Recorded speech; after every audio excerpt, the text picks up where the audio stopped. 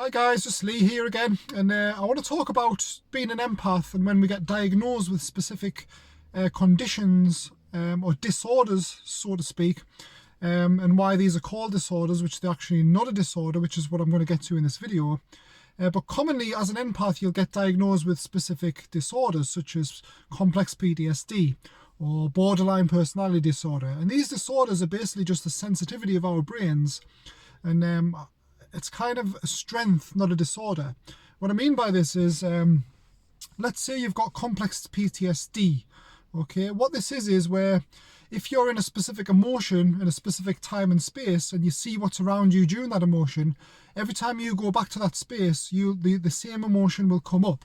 I'm sure a lot of you as empaths have experienced this before, especially if you've got PTSD or complex PTSD. It's a lot different to normal PTSD because it's not specifically based on a really bad experience, okay? It's just based on whatever emotion and thoughts you're going through at the time come back when you go to that specific place.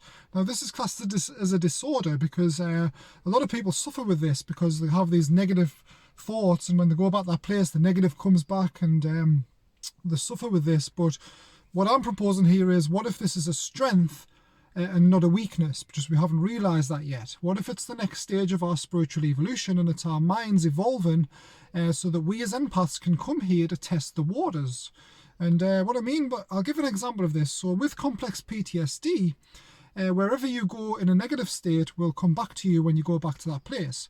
But what if you're in a positive state? Now, I'm sure all of you as empaths or anybody who's got this condition have got a little safe place they can go to where they feel happy. Now, what if the complex PTSD is what's allowing this to happen, and people who've got an extreme form of this might be able to kind of create that happy place everywhere. Do you know, like everywhere? Like, just imagine if you're in like if you're in a happy state, go to a specific place while you're in that happy state to program that reality with happiness. You see what I mean? So what if you can use this as a strength and have an ability that nobody else has? And if you can do it this way, I'm sure you can tweak it a little bit and do it other ways as well.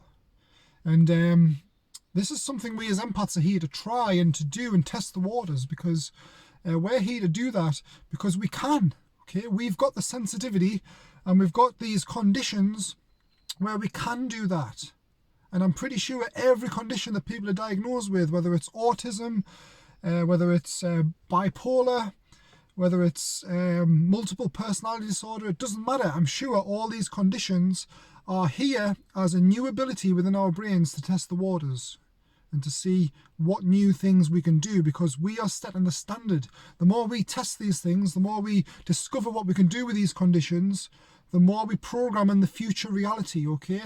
And if anyone's heard of the morphogenic field resonance, which is the resonance of knowledge that expands from our minds to the whole universe, because we all are one, you'll know that anything that we discover that's possible is then put out there as a signal for other people to pick up on. So when we do this, we literally change in reality as we do it, okay? So I think although we suffer from these things sometimes we have to try and see the strength of them. And I'm going to test this myself because I've got a form of complex PTSD where wherever I am, those negative emotions come back again, and I'm suffering with it a lot. But I'm going to try this. I'm going to try and use it as a strength instead of a weakness.